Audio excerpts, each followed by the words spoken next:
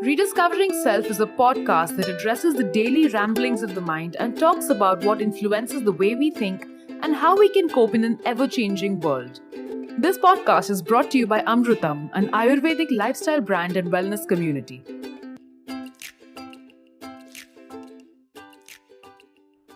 Hi, and welcome back to a brand new episode on Rediscovering Self with Amrutam. It's been a minute, right? Well, we're back with an episode that is sure to keep you hooked. I'm Preeti, your host, and today we're going to be talking about something that has come up so many times over the past few episodes, and we have two very interesting people to actually unpack today's thought with us. Before I jump into the topic itself, let me introduce our two guests.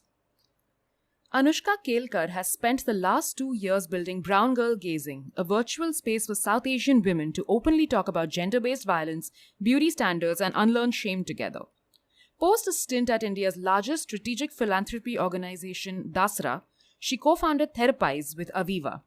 She's been a speaker at forums like the Indian Society for Applied Behavioral Science and the Women's Web Annual Summit, amongst others. Some of the places where her work has been featured are the Huffington Post, CNN, Quartz, Times of India, Hindustan Times, BuzzFeed India, Scroll, and Midday.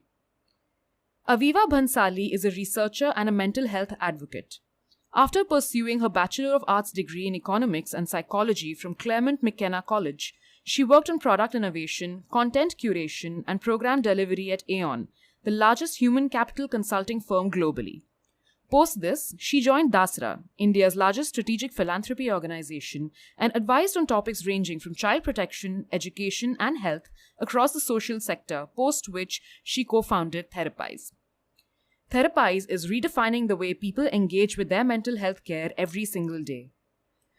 Therapize aims to simplify and personalize the process of seeking therapy in South Asia by connecting individuals to the right, qualified, culturally competent therapists for themselves and building niche support groups that foster group healing.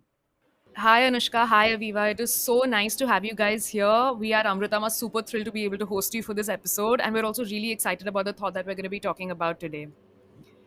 Thanks so much, Preeti. We're actually really excited also just to be here because, especially the thought that we're unpacking today is something that we've spent so long really researching about over at Therapize. So, really looking forward to sort of getting into that today.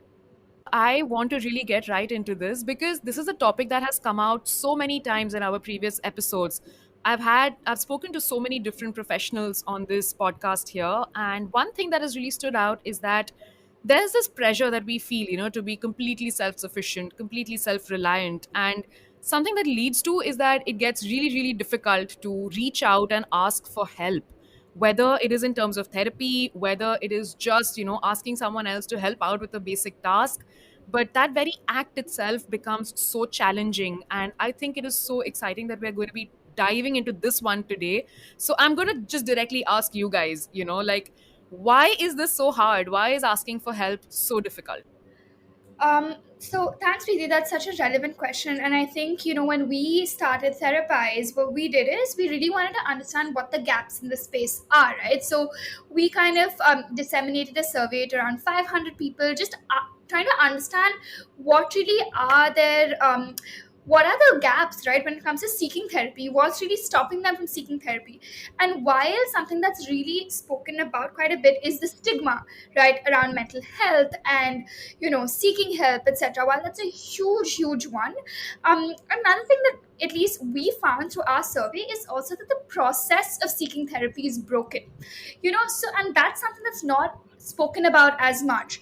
The focus around this narrative is usually on the stigmatization of mental health, etc. But what we found out is that because there's a lack of regulation in this space, you have therapists who are not entirely qualified to be therapists parading as therapists and like providing counseling services and therapy to individuals.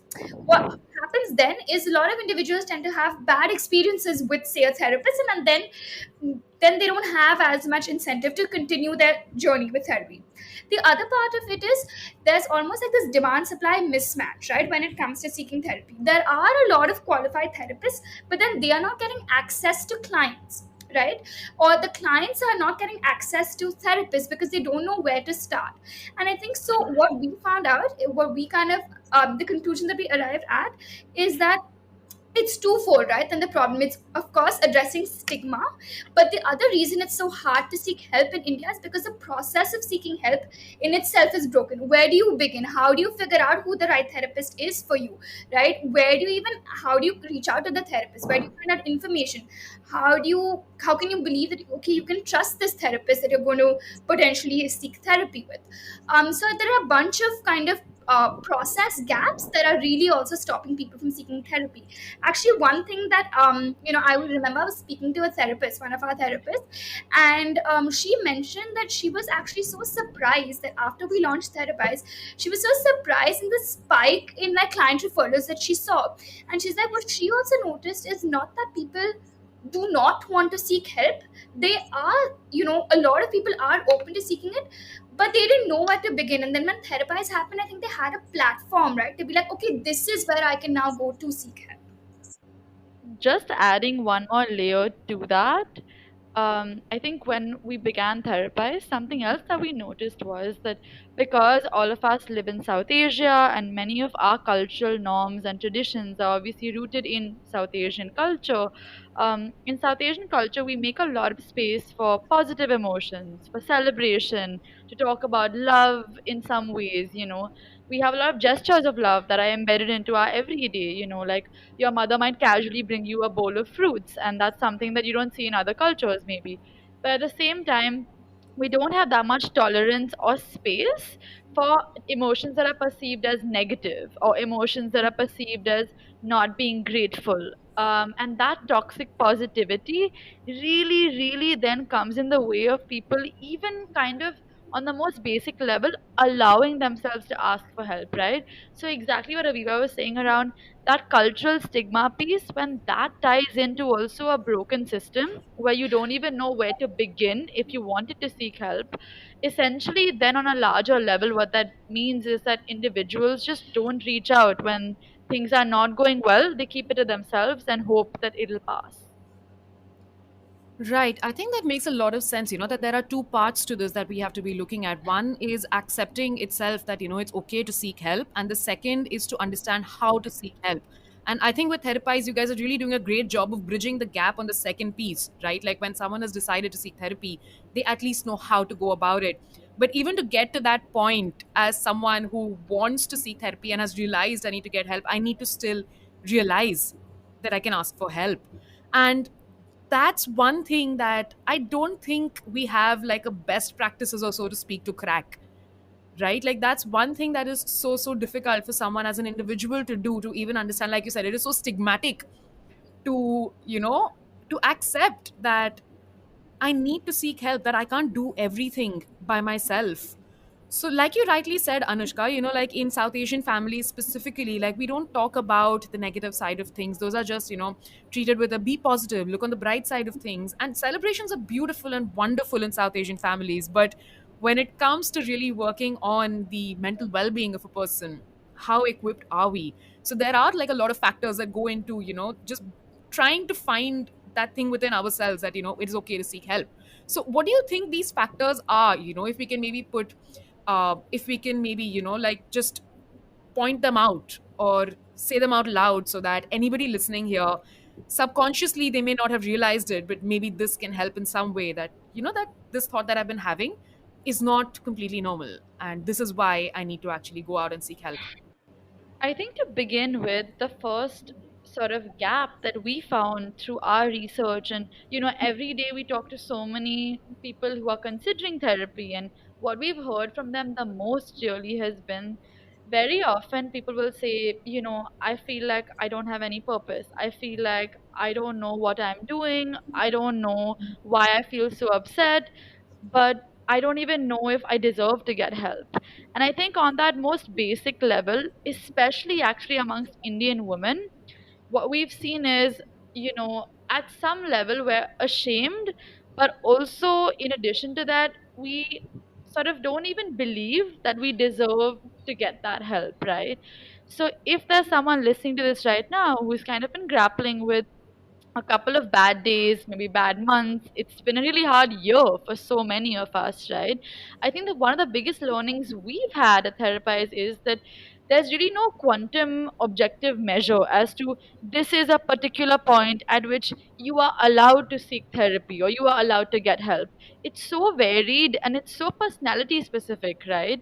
We're all sensitive in different ways about different things, and one thing might make me really upset, and you might respond to that same event or situation entirely differently. But I think, as kind of just things to keep in mind for the audience that's listening, if you've been feeling like it's hard to regulate your emotions of late, you find yourself feeling really upset and then really happy in the same span of a day, or maybe in a couple of hours even. If you find yourself overthinking a lot, if every single thing you're doing is making you just second guess yourself all the time, if you're feeling really scared of taking risks constantly, maybe if you've been stuck in a job for a very long time, or you've been stuck in a certain thought pattern, if you keep thinking, I'm not worthy, I'm not deserving, I'm an imposter. And if it's been going on for a while, if your self talk right now is really, really harsh, maybe before you go to bed, you have thoughts like, I did such a bad job today, I could have done so much more, I wish I was better. I think these are all small indicators, but again, to clarify, and so much of what we do over at Therapies is say that there's no one way that mental health problems look. So it could manifest so differently for you and for me. And just, talking personally, for me, anxiety and depression manifests as high functionality. So I work even more when I'm anxious or I'm depressed. And for the longest time, I thought I was like, I can't possibly be anxious or depressed because I'm my most productive self. And everything I saw in the media around anxiety or depression involved kind of not being able to get out of bed. And so I would just say the biggest sort of indicator is when you sit with yourself or when you make space to just kind of get in touch with yourself, what comes up. And if there are feelings of unease, if there are feelings of discomfort, if there are feelings of any kind of self hatred, I think then reaching out, if not to a professional, at least at the very first step to a friend or someone in your family that you trust. I think also to add to that, right? Building off of the point that Anushka made about how subjective it is, right? Like symptoms can manifest very differently for different people. Also, I think it's important to look at mental health as a spectrum, right? It's not so much about what's normal versus what's not. It's more about you will lie at different points of this mental health spectrum, and maybe during different months, different years, etc., etc. At some point you will be shifting across it, right?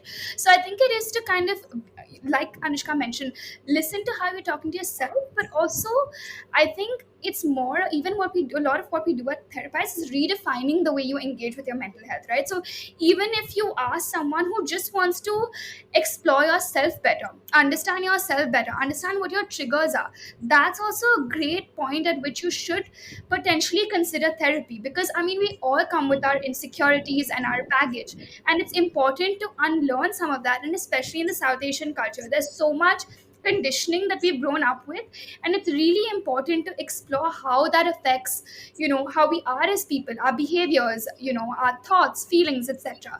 So while negative self-talk and symptoms of anxiety, depression are of course signs that you should potentially consider therapy, it's also I think we should also normalize seeking therapy on even good days, right? Because we all come with our insecurities, anxieties, baggage, etc. It's important to unlearn and uncover this. Yeah. Absolutely. I think there are some really, really interesting points that have been brought up, in this entire conversation, especially about, the kind of self talk that we're doing and actually being in touch with our body and seeing how it manifests. Because, like you rightly said, Anushka, it manifests so differently for different people. Like for me, like when I have anxiety and depression together, it's like I'm being pulled in two different directions because anxiety makes me want to do a lot of things and depression makes me want to do nothing at all. So, dealing at that point is literally so difficult, and I'm like, okay, this is when I really need to seek help because there's something going on in my subconscious that is really causing me a lot of trauma right now, and I can't function like this. So it is so important to just know your own body and have your mind and body in sync. Like a lot of people probably don't realize how physical mental illnesses are.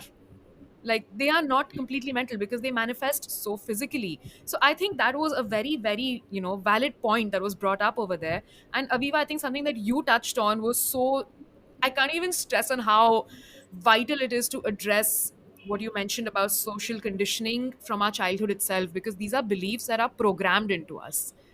These are the only truths that we know, and to unlearn that means accepting that that truth is actually not a truth.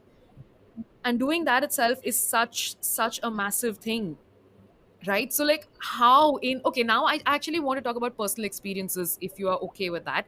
How did you start?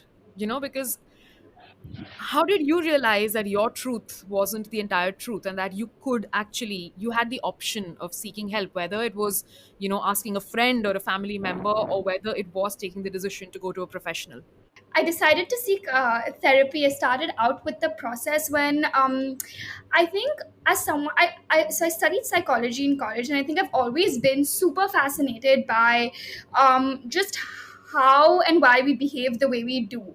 And I think that's been, and I think as I started kind of reading up a lot, in this space, etc., etc., I think I became a lot more aware of who and what I am has so much to do with how I've been brought up, the society around me, etc., etc. So I think for me, it actually, the reason I started seeking therapy is precisely to unlearn some of that, to really understand. And I think I wanted to build more self awareness regarding what my triggers are, you know, how to really cope with them, etc. So I think for me it was more about like personal growth and development, as opposed to, I was going through a slump, or I was going through a low period, and that's why I decided to seek therapy. I think it was honestly just to understand myself better, and that stemmed from my interest in this space.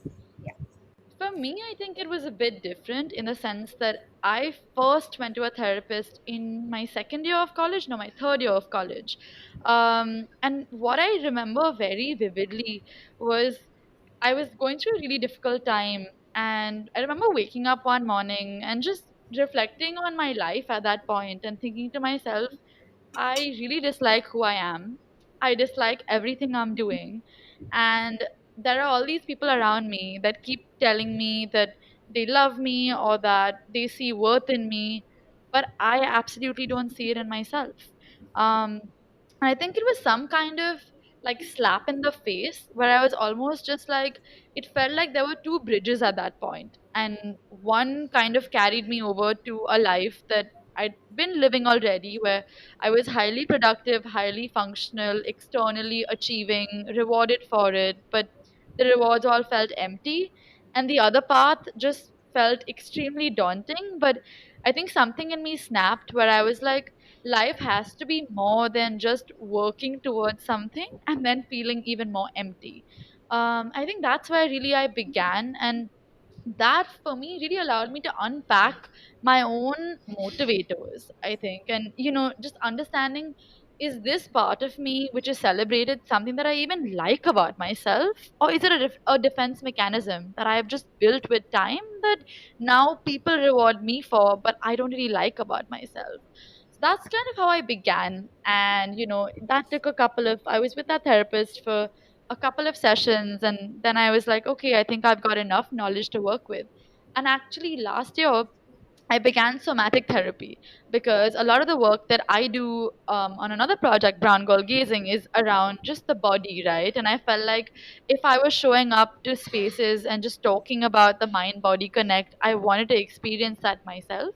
And it's been about a year of somatic therapy now, and that has again been a really interesting experience because, Preeti, exactly what you were saying, which is that, yes, mental health is in the mind, but the mind and the body are so intrinsically connected that even realizing that, earlier I would try to think my way out of everything. And now having to slow down and check in with my body when I'm saying something or when I'm saying I'm feeling something, having to be like, but what is my body saying about this? That's been an absolutely amazing experience. I couldn't agree more. It's such a game changer. Like when you start thinking about how your mind and body are connected, it's so you start realizing every reaction that your body is having to things that you are saying or to situations and how they feel. So yeah, I love that point, and it's really interesting to see that both of you have such diverse, I mean, such different experiences, right? When it comes to starting therapy, and since you guys started, I just wanted to kind of understand. Let's talk about the stigma a little bit.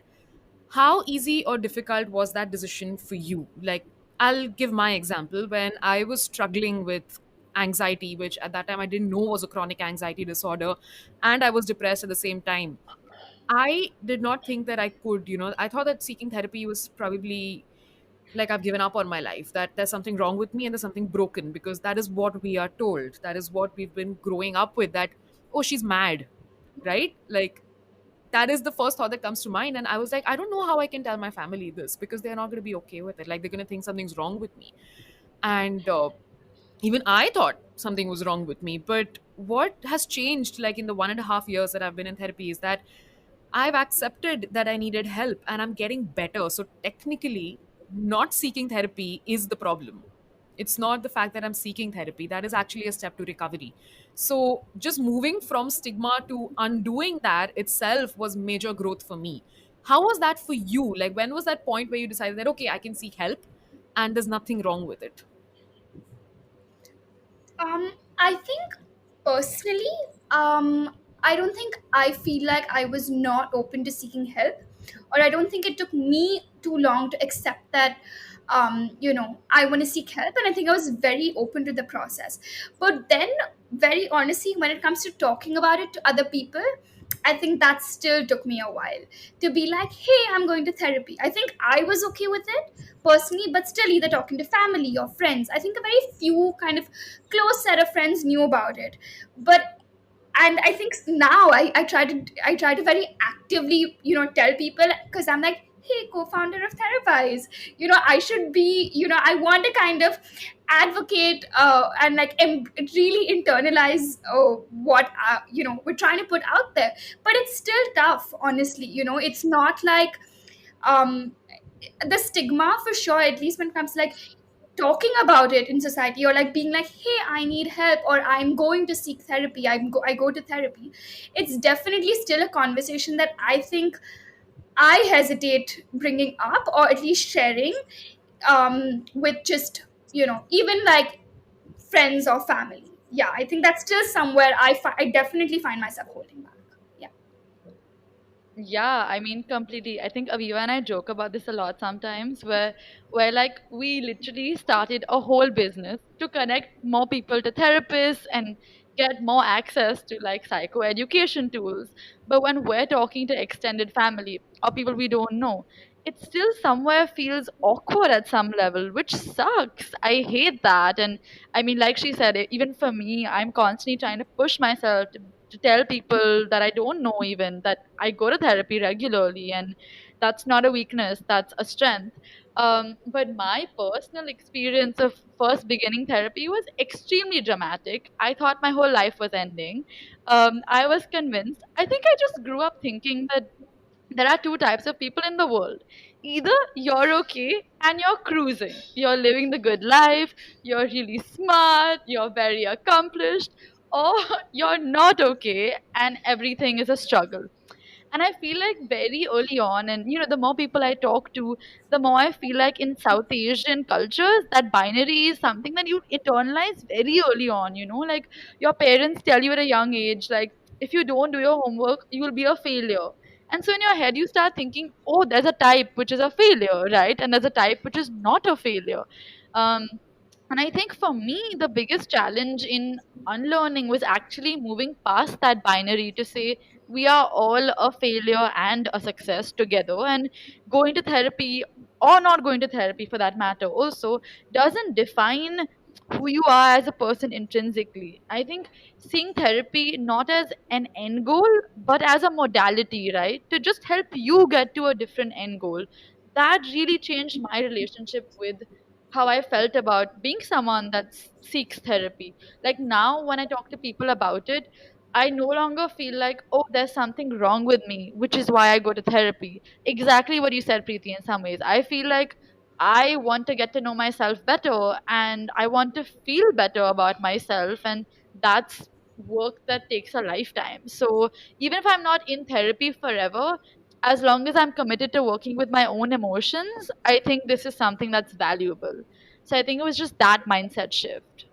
You know, it's interesting because something that all three of us have said over here is that it's a mindset shift. You know, like to just paraphrase this entire question into like a few words. And it's really funny, right? I mean, I don't want to say funny, but it's really interesting how it is so difficult given that mental wellness and mental health is such a huge part of all of our lives. Like, both of you have co founded Therapies. I, as an individual, talk so much about mental health and wellness, and as a part of Amritam's podcast right now, this is what we're trying to do, you know, build a wellness community. Sometimes it can still get challenging to address this with certain people. It can still get so difficult to talk about it as openly without feeling, you know, like a grain of that stigma still somewhere within us. So, you know, like you said, Anushka, it's like a lifelong process. It is not just, you know, overnight that a mindset is going to change, or that, you know, people are going to be okay with suddenly asking for help. It's going to be continuous work, and maybe it's going to be a generational shift. Who knows? Like, we can't, at least, you know, there is one generation that is being so open about it and talking, and it can only get better from here. So something that I wanted to kind of pick up on, you know, like you mentioned, Anushka, is that nothing is binary, that it's not black and white, it's not yes or no, it's always, you know, you can be both a failure and a success, you can be all of it. It is not your anxiety or your depression that defines you, it's a part of who you are. So that brings me to, you know, normalization. That is something that we're all struggling so hard to do. Normalize mental wellness in general, sensitize the world outside that this is all a part of us, and that there is literally no one out there who doesn't have every side. You know, like, it's not just the good or just the bad, but there's always a lot of it. So you are obviously doing such a wonderful job with Therapies, you know, to talk about it, to normalize it. But as like regular individuals out there who are maybe struggling to seek help, who are struggling to ask for help, whether it is from their best friend or whether it is from a therapist, how can someone start, you know, with, how can someone start with normalizing or just accepting? What would, how do we define that first step? Um, so I think, at the risk of sounding super cliche, I think the first step is genuinely just accepting it yourself. You know, I think it's so important for you to, because you know, you have a lot of people who kind of push others towards going to therapy, but that's never going to work unless it comes from within. Going to therapy is not going to help, right? So I think really individually first, at a personal level, accepting that I need help and it's okay that I need help, and it's also okay for you to come to terms with that idea. But I think once you do, I feel like you do somewhere find that confidence in who you are, because I think confidence is also so key to kind of being okay talking about it, right? Hey, this is what I'm currently going through, and there's no big deal about it. I'm not ashamed of it. But I think because of so much conditioning, it's so important to first, at an individual level, accept that you need help and accept that it's completely totally fine. And I think, you know, unfortunately in our society, you'll always have people talking about, oh, look at her, she's going to therapy, there's something wrong with her. We use all these like clinical terms just super flippantly, right? And I think that is part of kind of our culture. So I think waiting for the environment to be conducive enough to start talking about it, I think, is a super idealistic way of looking at it. I personally really think it's about individually being super comfortable, super open about it. That's the only way we'll achieve, at least get to some sense of normalization gradually and slowly. No, I completely agree with that. And I think somewhere also for me, what really stands out is find your people. There are a lot of people who won't understand things like therapy or really won't make space for your messy, complicated, layered emotions. But there are also so many people who will. And I feel like surrounding yourself with people who kind of can act as mirrors almost, right? And remind you that being anxious or feeling scared or feeling lonely, any of these so called negative emotions are honestly very rich parts of the human experience.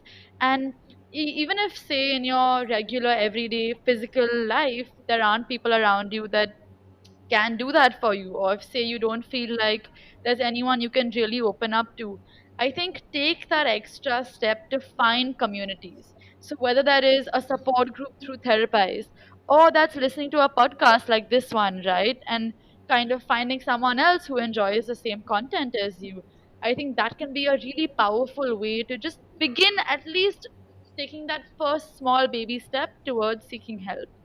I think this is so helpful because, this is also something that has come up a lot in past episodes, that you really need to uh, be aware of what you're surrounding yourself with, whether it's in terms of the kind of content you're, consuming on social media, whether it's in terms of the podcast you're listening to, the books that you're reading, the people that you're surrounding yourself with. You really need to, find your people, like you said.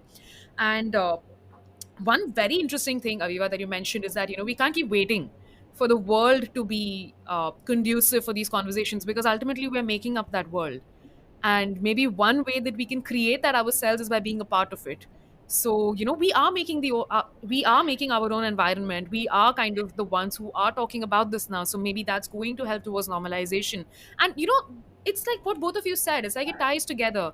The more you're surrounding yourself with the kind of people who will accept you for who you are, the more you're actually creating that environment for yourself and for the world around you. So that's a really lovely place to start, whether or not you can afford therapy or not. So I think that's a beautiful place to begin.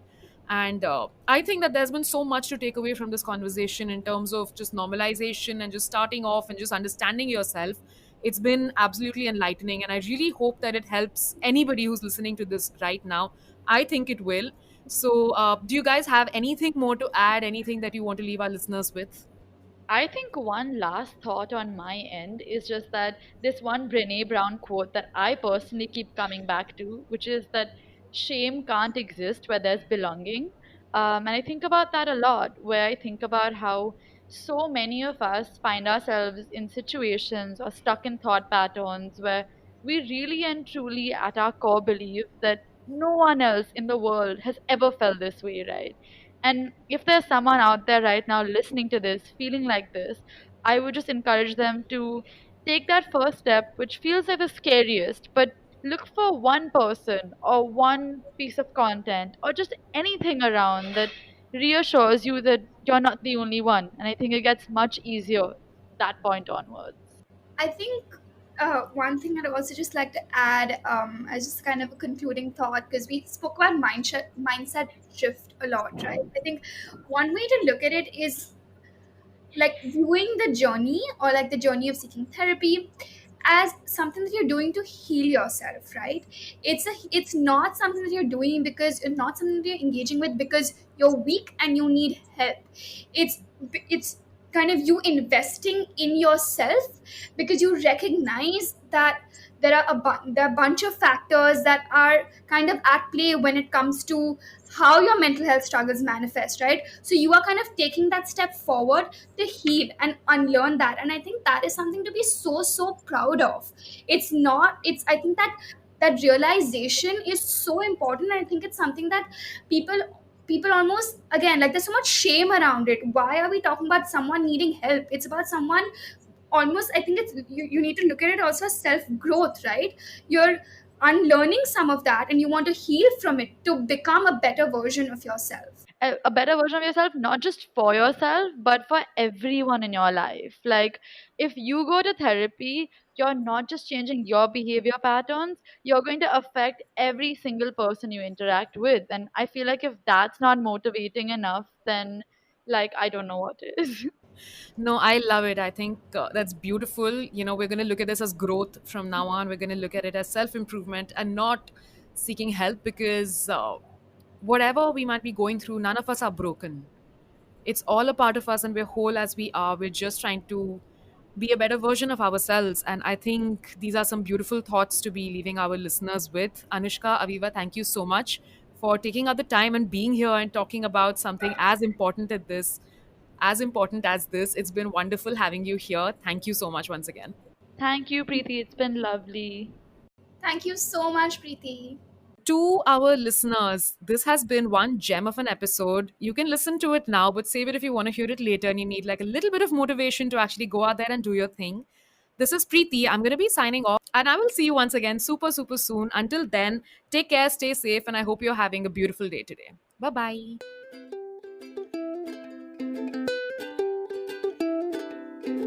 Rediscovering Self is a podcast that addresses the daily ramblings of the mind and talks about what influences the way we think and how we can cope in an ever-changing world.